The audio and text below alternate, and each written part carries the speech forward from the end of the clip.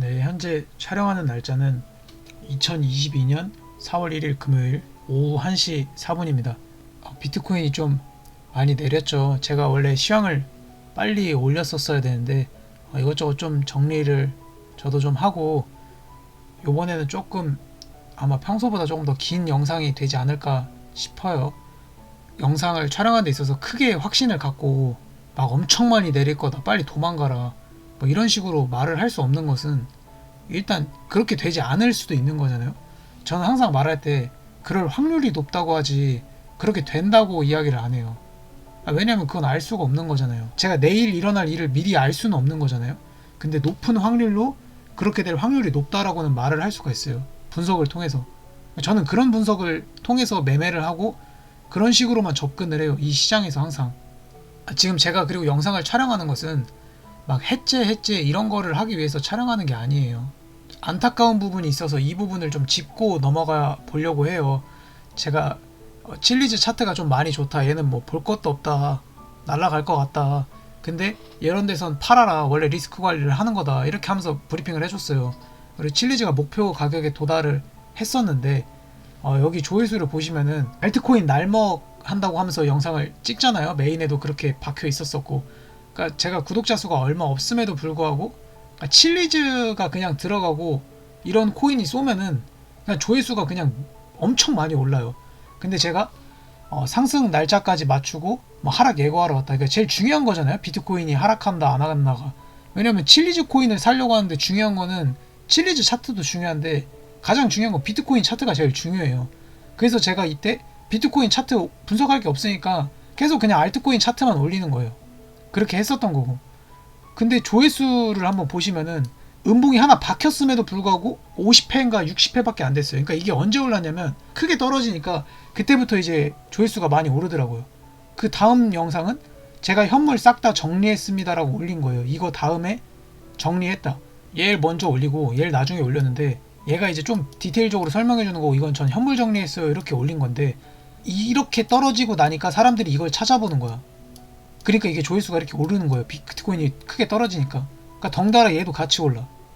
그러니까 이건 조금 문제가 있는 것 같아요. 그러니까 알트코인을 사든 뭘 사든 자기가 코인을 사는데 비트코인에 대한 관심이 없는 거는 좀 문제가 있는 거예요. 고치셔야 되는 습관이라고 생각해요. 제 댓글 보면은 자기는 알트코인을 사지만 비트코인 시황이 가장 궁금하다, 고맙다, 이렇게 쓰는 사람이 있어요.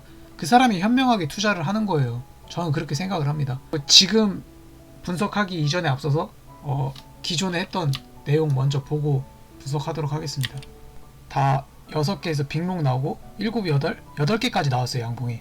여기도 1, 2, 3, 4, 5, 6, 7, 8 8개까지 나왔어요. 여기서 도지 나온다는 거냐, 그럴 확률이 높다고 생각합니다. 여기 꼬리를 채우고 이렇게 꼬리를 채우고 도지로 내리거나, 빅숏은 안 보고 있기는 해요. 지금 현 구간에선. 근데 내일은 좀 상황이 다릅니다. 내일이랑 모레는 왜 상황이 다르냐, 이제 비트코인엔 규칙이 몇 개 있는데 월 말이랑 월 초에는 막 엄청 흔들거나 내릴 확률이 높아요. 그리고 특히 중요한 구간일수록 그런 게 많이 나왔었는데, 여기 같은 경우에도 7월 29일이죠. 여기 7월 30일이에요. 그 다음에 여기가 31일이에요. 31일부터 내리기 시작한 거예요. 8월 1일, 8월 2일, 8월 3일까지 무려 4개의 음봉이 나왔어요. 근데 여기 구간이 좀 중요한 게 뭐냐면, 뭐 아마 이거 그냥 캔들을 조금만 아시는 분들은 아실 거예요. 이렇게 여기서 보시면 이게 이렇게 불플래그를 그린 거예요. 이거를 1시간 봉이나 4시간 봉으로 쪼개보시면 이렇게 봐봐. 이런 패턴으로 내린다고. 이렇게 뚫어. 이렇게 뚫는 패턴이에요. 이것도 패턴인데 뭐 각설하고. 근데 공교롭게 여기서 똑같은 호흡으로 움직이는 이 구간에서 심지어 내일이 31일인데 31일, 4월 1일, 4월 2일, 4월 3일까지 내릴 수 있단 말이지. 이 흐름과 비슷하게 간다면. 여기만 그러냐? 또 그렇지도 않아요. 좀 중요한 구간이 있는 날은 여기가 2월 28일이죠. 2월은 28일까지밖에 없잖아. 여기서는 음봉이 4개가 박힌 거야. 오르고 있다가 갑자기 뜬금없이 하나, 둘, 셋, 넷. 그리고 3월 1일에 올랐어. 물론 여기서 무지성으로 막 양봉이 12개 이렇게 박힐 수도 있는데 지금 구간에서. 근데 리스크 관리를 하는 차원에서는 그게 저는 맞지 않다고 생각을 하는 거죠. 어제 아마 비트 조금 내렸을 때 알트 흔들리는 거 보고 다들 아마 쫄깃했을 거예요, 심장이. 네, 일단 30일에 했던 내용은 여기까지고 31일에 했던 내용을 한번 볼게요. 하더라도 한번 로스컷 무빙이 있을 수 있다. 그러니까 위아래 다 털기 때문에 비트가 오를 수는 있지만 내릴 확률이 좀 높다고는 보는 거예요, 아직까지는. 당연히 그거에 맞게 대응을 할 예정입니다. 일단 월 초는 리스크 관리를 하기 위해서 저는 현물을 싹 정리를 하긴 했어요. 이건 저를 따라 하실 필요는 없어요. 그리고 만약 여기서 싹 다 잡아먹는 로스컷 무빙을 하고 내린다면 비트코인은 조금 내릴 수 있을 거라고 생각을 합니다. 업비트에서 비트가 내림에도 불구하고 올라가는 무슨 약간 눈치 없는 질리카나 저스트, 비체인 이런 애들이 있어요. 여기에서 만약에 이제 비트가 내린다면 아마 좀 조정을 받을 확률이 전 높다고 봅니다. 그거는 이제 본인의 투자에 맞게 대응을 하시면 되고, 저는 리스크 관리 차원에서 업비트 단타 계정을 전부 정리하고 제가 가진 현물을 뭐 농사 짓는 현물 빼고는 싹 다 정리를 했습니다. 저는 일단 로스컷 무빙까지는 나올 수 있고 그 이후로 한파동 내릴 거라고 보고 있습니다. 크게 지금 관점에 변화가 없기 때문에 이렇게 짧게 올리도록 하겠습니다. 조심하시고, 네, 여기까지 하겠습니다. 현 구간에 대한 이야기를 일단 조금 해볼까 합니다. 현 구간이 지금 일단 이게 일봉이 마감하지 않았는데 아직 벌써 음봉이죠. 그래서 저는 이것 때문은 아니지만, 원래 제가 기존 프랙탈과 비교해서 얘기를 많이 했었지만 뭐 이것과 똑같이 간다는 건 아니지만 이 구간에서 불플래그 패턴을 그려주면 한번 오를 확률이 있는 패턴이다 라고 이야기를 했었죠. 근데 공교롭게 지금 이 구간이 음봉이 3개가 만들어지고 있어요. 내일도 음봉이 나오냐 그건 알 수가 없지만 보통 아마 이렇게 박스를 많이 치셨을 거예요. 얘가 사실 몇 K까지 갈지는 제가 알 수가 없어요. 그래서 만약에 본인이 비트코인이 아직 한파동 오른다고 생각을 하고 여기보다 내릴 수 있지만 바로 반등을 할 것 같아서 무섭다 라고 생각하시는 분들은 분할로 조금씩 사셔도 된다고 생각을 해요. 뭐 2%, 3% 이런 식으로라도 포모를 느껴서 얘가 나중에 올라갈 때 한 번에 올라갈 것 같다, 아니면 정말로 내려갈 것 같다, 이렇게 본인이 선택하는 건 그건 본인의 선택이고 그거에 맞게 대응을 하시면 돼요. 근데 저는 저점 매수보다는 어느 정도 올라오는 걸 확인하고 나서 매수하는 거를 좀 좋아하는 편이에요. 리스크 관리 차원에서. 그거에 맞게 대응을 하시면 됩니다. 일단 오늘 구간에서는 이 일봉이 음봉으로 마감을 할 확률이 굉장히 높습니다. 뭐 당연하겠죠. 아마 대부분 그렇게 보실 거예요. 여기까지 나왔기도 했고. 근데 그러기 전에 저는 그렇게 보고 있고, 내일도 이 방향이 유지될 확률이 높다고도 사실 보고 있긴 해요. 여기에서 내일도 음봉으로 나오거나 아니면 도지 캔들로 마감을 해서 위아래 다 터는 무빙을 보여줄 확률이 저는 높다고 보고 있습니다. 그리고 그게 어디까지 갈지는 모르겠지만 42K까지 밑으로 빠지면 조금 쎄할 것 같기는 해요. 사실은 일단은 여기까지가 오늘에 대한 저의 분석이고, 프랙탈을 기준으로 퍼센트를 한번 비교를 해볼게요. 얼만큼 올랐을 때 얼만큼 떨어졌는지를 한번 보도록 하겠습니다.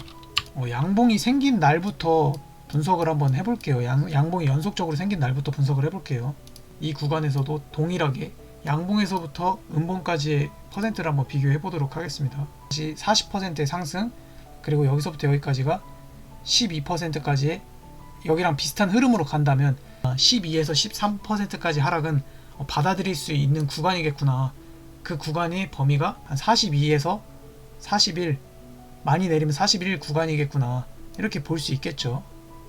여기와 비슷한 흐름으로 간다면, 이렇게 간다는 게 아니라 이런 호흡으로 간다면, 지금 여기서의 시나리오를 어떻게 보고 있냐, 지금까지 나온 현 구간에서는 제 내공이 부족하기 때문에 크게 엄청나게 떨어지는 하락 관련 시나리오는 사실 보이지가 않아요.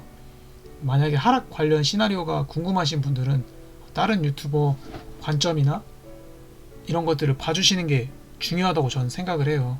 모두의 의견을 보는 게 가장 좋죠, 선택하는 입장에서는. 그리고 얘가 많이 틀렸었어도, 얘가 많이 맞췄었어도 그냥 저는 고루고루 보는 게 중요하다고 생각을 합니다. 일단 제 관점을 설명을 해드릴게요. 제가 월봉에 대해서 이야기를 할 때 사용하는 비트 스탬프죠. 2월부터 얘기했었죠. 여기 호흡과 여기 호흡이 난 같게 느껴진다, 이런 얘기를 했었죠. 얘랑 똑같이 가냐, 그건 모르지만 여기서 양봉이 2개 나왔을 때 이 양봉 2개 다음에 음봉이 나왔네요. 그럼 여기도 음봉이냐, 뭐 그건 알 수가 없어요. 근데 월봉은 원래 보통 이렇게 꼬리가 있잖아요. 그러니까 한 방향으로 간 다음에 월 초에서 중순까지나 한 방향으로 가면 보통은 그 반대 방향으로 가요. 꼬리가 있기 때문에 꼬리론에 의해서 그렇게 움직여요. 월봉은 몸통만 있는 경우가 별로 없단 말이에요. 사실 월봉은 특히 중요하거나 중요한 구간일수록 그래요. 여기도 보시면은 월봉이 꼬리가 되게 길죠. 여기도 꼬리가 되게 많이 길고, 그래서 만약에 얘가 내리더라도 밑꼬리 작업을 하고 있는 중일 수 있겠구나, 그런 생각을 일단 저는 하고 있어요. 그리고 나서 오를 수 있겠구나, 이런 생각을 하고는 있는 겁니다. 그리고 월봉이 양봉이 2개가 박히고 나서 하락장이 왔던 건 역사적으로 한 번밖에 없다고 했죠. 그 부분에 대해서 다시 한번 짚고 넘어가도록 하겠습니다. 이 월봉이 생기는데 중요했던 거는 여기에서 생겼을 때 이 두 번째 추세를 깨지 않았던 게 되게 중요한 거예요. 그래서 이 부분을 지지받고 올라갔다고 보시면 되는데, 여기선 어디냐, 이렇게 월봉 추세를 보시는 게 좀 적합하겠죠. 여기 추세를 깨지 않는다면 월봉이 아직 상승 추세에 있구나, 이렇게 보실 수 있다고 저는 생각을 합니다. 월봉 개수에 대해서 한번 설명을 해드릴게요. 이때가 2014년이에요. 이때 월봉 양봉이 2개가 나왔음에도 불구하고 내렸죠. 월봉 양봉이 2개가 나와서 한번 내렸음에도 불구하고 오르는 모습을 보여줬어요. 심지어 이때는 월봉이 4개가 양봉이 떴네요. 그리고 나서 하락이 시작됐네요. 이 하락이 시작되고 나서 월봉이 무려 5개가 연달아 떴어요. 그러니까 어떻게 됐죠? 날라갔죠. 그리고 나서 그냥 하락이 한 방에 왔죠. 하락이 왔는데 월봉이 양봉으로 2개가 뜨고 음봉이 하나 나왔지만 날아가는 모습 볼 수 있었죠. 대부분이 아마 이곳에서 유입이 되셨을 거예요. 여기서도 큰 하락이 왔어요. 양봉이 2개가 뜨고 나니까 그 다음에 음봉이 나왔지만 오르는 모습을 볼 수 있었죠. 양봉이 2개가 뜨고 음봉이 나오더라도 상승할 확률이 더 높다고 저는 생각을 하는 겁니다. 추가적인 이야기를 하자면, 얘가 만약에 그러면 음봉이 나온다는 거냐인데, 그거는 모르지만 얘가 만약에 음봉이 나온다면 이런 식으로 갈 흐름이 높다고 저는 생각을 하는 거고, 얘가 만약 도지나 양봉이 나온다면 저는 생각보다 많이 오를 수도 있다라고 생각을 해요. RSI를 보시면은 가격의 고점이 높아지고 RSI 고점이 낮아지는 하락 다이버전스를 볼 수 있지만, 가격의 저점이 높아지고 RSI 저점이 낮아지는 히든 상승 다이버전스도 볼 수 있어요. 사실 그렇게 치면 이러한 것들로 저는 캔들과 RSI로 봤었을 때는 상승이 좀 높을 수도 있겠다라고 이야기를 하는 겁니다. 그리고 추가적으로 이곳의 프랙탈을 한번 보도록 할게요. 그냥 제가 보는 방법이니까 저랑 굳이 똑같은 방법으로는 볼 필요가 없어요. 일봉으로 봤었을 때 이런 모습인데 월봉의 모습도 이렇게 떨어질 수 있다라는 얘기를 제가 한 적이 있었죠. 이제 뭐 다이아몬드 패턴 이렇게도 얘기를 하고 뭐 별의별 이야기를 다 하는데, 헤드앤숄더 뭐 이렇게 얘기를 하는데, 저는 월봉으로도 이렇게 나올 수 있다라는 생각을 해요. 이 시나리오는 양봉이 3개 박혔을 때입니다. 월봉으로 양봉이 3개 이렇게 된다는 게 아닙니다. 롱에 미친 사람이 아니라 그냥 이럴 수도 있다라는 겁니다, 저는. 그리고 마지막으로 3월 9일에 올린 영상인데, 올리면은 다이고날로 올린다, 이런 얘기를 했었어요. 근데 이 관점은 폐기를 했었는데 지금 이야기를 하다가 다시 이 관점에 대한 이야기가 나왔어요. 꼭 이렇게 간다는 거 아닙니다. 그냥 이게 제 상승 시나리오 중에 하나가 있는 거일 뿐이에요. 근데 이 관점은 저를 알려주신 스승님이 알려주신 관점입니다. 이렇게 보면 리딩 다이고날로도 볼 수 있다, 이렇게 말씀을 해주셔서 추가를 한 겁니다. 저도 리딩 다이고날을 좋아하기 때문에 리딩 다이고날은 제가 하나만 알면 된다고 했죠. 리딩 다이고날 특 강함. 롱에 미친 건 아닌데, 그러니까 월봉이 3개 박히면 이러겠다라는 생각을 하는 겁니다. 월봉이 양봉으로 3개 박히면 이런 느낌일 수도 있겠다라고 생각을 하고 그냥 올리는 거예요. 이러면은 다이아몬드일 수도 있겠다, 이렇게 뭐 디테일은 아니지만 아무튼 뭐 이런 느낌이겠죠. 다이고날로 만약에 일봉 다이고날로 올린다면 뭐 이런 느낌일 수 있겠다 라는 이야기를 저희가 한번 해봤어요. 저희 스승님이랑 이런 얘기를 한번 해봤습니다. 이때가 우리가 비트코인이라는 존재를 알게 됐을 때예요. 이때부터 시작해서 고점에서 한번, 때부터 코로나까지라고, 여기서부터의 빙하기가 무려 1000일이죠. 그리고 나서 여기서부터의 이 상승이, 이 고점까지의 상승이 거의 1년이에요. 그리고 이거 주봉으로 바꾸면은 캔들 한 개당 한 주가 되겠죠. 그래서 이 하락은 거의 2주 만에 일어났어요. 2주 만에 얼마가 빠졌냐, 거의 50%가 2주 만에 빠진 거예요. 그리고 나서 동일한 호흡이라고 분석했던 이 구간, 분석하고 있던 이 구간, 9주, 그리고 지금 현 구간이 되겠죠. 여기서 이제 뭘 알아야 되냐면, 알트코인은 이런 데서 날아가기 시작하잖아요. 엄청 짧은 기간만 날아간단 말이에요. 비트코인이 천천히 오르고 알트코인은 이 순간, 이 구간에 오면 엄청나게 많이 날아가요. 근데 하락장은 1년의 상승을 2주 만에 토해버린다고.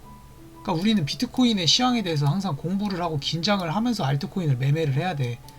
근데 상승장에서 진짜 강한 친구들이 있어요. 그러니까 얘네는 일단 그냥 무적이라고 보면 돼요. 걔네들에 대한 이야기를 잠깐 여기서 하려고 합니다. 좀 기분이 나쁘실 수도 있는데, 저도 이랬던 때가 있기 때문에 이 부분에 대해서는 꼭 이야기를 해야 돼요.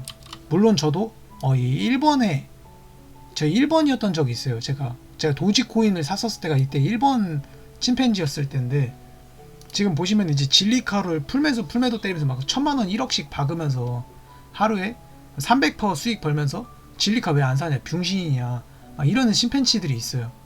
이 침팬치들은 그냥 세계 인류 트레이더들이 와도 얘네들이 이길 수가 없어요. 얘가 신이야. 얘네는 불장의 신이야. 근데 이 불장의 신이 언제 망하냐면 1, 2주 만에 비트코인이 내려버려서 하락장이 오면은 이 침팬치들은 지금까지 번 돈을 다 잃어요. 그러면서 갑자기 이 진리카의 효능, 인터넷에 이렇게 진리카 효능, 진리카 장점, 진리카 좋은 이유, 막 이런 걸 미친듯이 공부해. 그러다가 그런 게 안 되는 걸 깨달아. 진리카가 중요한 게 아니었어. 사실은 비트코인이 중요하다는 걸 깨닫고 막 차트를 공부하기 시작해요. 하락장 때 미친듯이 공부를 해. 그리고 나서 이게 진화를 해요. 근데 이미 이때는 하락이 시작된단 말이야. 엄청 공부를 해서 이제 자기는 돈을 벌 수 있는데 하락이 시작돼. 그럼 이런 사람들이 어디로 오냐면 선물시장에 와. 선물시장에 조금 배워서 선물시장에 온단 말이야. 근데 현물시장이랑 선물시장이랑 완전 다르단 말이야. 이때 번 돈으로 선물을 시작해. 벌었으면 그나마 다행이야. 벌지 못했으면 여기서부터 더 문제야. 선물시장에 들어와서 여기서 또 다른 이야기를 시작해야 돼. 자기가 번 돈을 100억을 벌었건 1억을 벌었건 10억을 벌었건 의미가 없어. 그냥 선물시장에서 어떤 돈을 넣든 이 침팬지가 매매를 시작하면은 그 돈은 무조건 거의 영원에 될 확률이 높습니다. 처음 하면. 불장 때 돈을 벌어서 무적의 침팬지가 하락장 때 물려서 공부를 시작해. 그 코인에 대한 공부를 시작해. 근데 그게 쓸데기 없다는 걸 깨닫고 차트 공부를 시작하고 스마트한 침팬지가 되는, 숏에다 베팅할 수 있다는 걸 깨닫고 선물시장으로 들어와. 근데 이 선물시장에 들어올 때 자기가 얼마를 갖고 있건 그 돈을 다 베팅하면 영원히 될 확률이 높다고. 저는 이것도 걱정이 돼요. 지금 여기가 막 하락장이라는 건 아닌데 제가 이 코스를 밟았어요. 이렇게 돼 그냥 누구든. 이래서 저는 선물을 조금 신중하게 생각하라는 이야기에서 이 이야기를 하는 겁니다. 그러니까 스마트해지면은 이걸로 현물을 하면 되는데 이게 못 참아. 이게 숏에다 베팅하고 싶거든 자기가. 그래서 돈 들고 와서 이렇게 돼서 개박살이 난다. 그리고 지금 제가 지금 선물방, 친목방 이렇게 하고 있잖아요. 이거는 지금은 거기 친목방에서 뭔가 아무것도 안 해요. 이제 생방을 하라고 있으면 맨날 거기 방 들어오고 싶다 이러는데 지금 거기서 아무것도 안 하고, 그건 이제 나중에 구독자 좀 늘고 나서 한번 이야기를 할까 합니다. 그리고 지금까지 물려 계신 분들 좀 힘내시고 끝까지 포기하지 마시고, 자기가 코인을 사고 있으면 칠리즈 코인 찾지 말고 비트코인 시장을 일단 공부를 하고 그 다음에 칠리즈를 사는 걸 전 추천드립니다. 일단 여기까지고 마지막까지 힘내시길 바랍니다. 감사합니다.